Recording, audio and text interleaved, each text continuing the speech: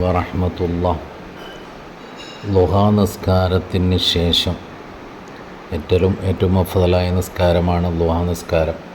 ആ ളുഹാ നിസ്കാരത്തിന് ശേഷം യാ ബാസിത്തു യാ അല്ലാ എന്ന് 10 തവണ ആരെങ്കിലും ചൊല്ലിയാൽ, 2 കൈകളുമുയർത്തി 10 തവണ ചൊല്ലി ആ കൈകൊണ്ട് മുഖം തടവിയാൽ അവന് ഐശ്വര്യത്തിൻ്റെ കവാടങ്ങൾ തുറക്കപ്പെടുമെന്നും റിസ്ക്കിൻ്റെ കാര്യത്തിൽ ഒരു ബുദ്ധിമുട്ടുണ്ടാകുകയില്ല എന്നും, അതുപോലെ തന്നെ അവൻ്റെ എല്ലാ